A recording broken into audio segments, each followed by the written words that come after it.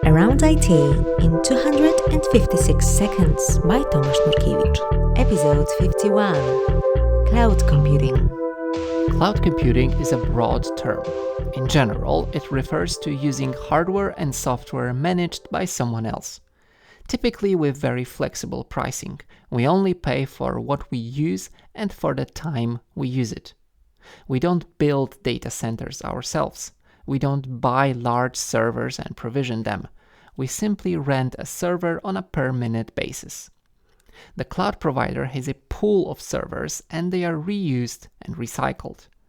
Once we are done, we no longer pay and some other customer can use that same server. Just like we don't own a taxi. We barely pay for kilometers and minutes.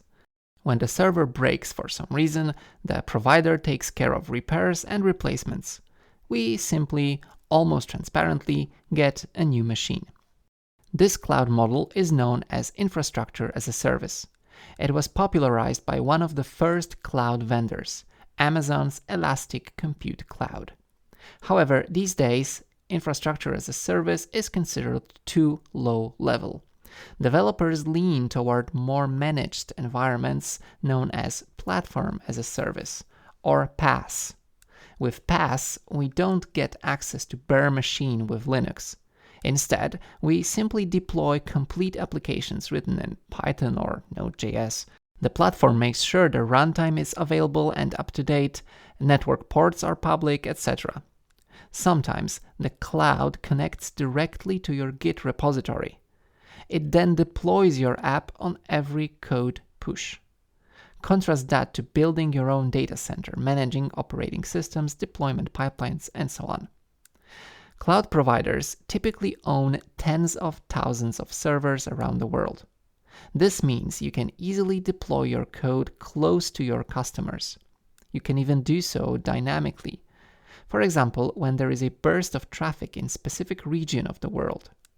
Your app may need computing power in the morning, whereas another app uses the same resources in the afternoon. This is why you don't pay for unused resources which are utilized by someone else. Moreover, one big machine may be used by multiple customers at the same time. Virtualization and containers allow for efficient allocation of resources, further pushing the price down. Of course, it has some drawbacks. If you accidentally share a physical machine with some really heavyweight workload, your performance will suffer.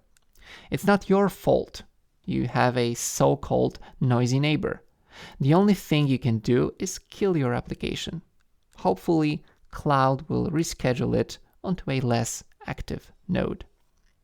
Even higher level services exist, often called software as a service, or SaaS.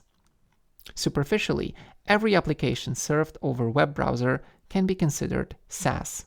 So email, video conferencing, text editors, and spreadsheets. But also providing managed databases or message brokers.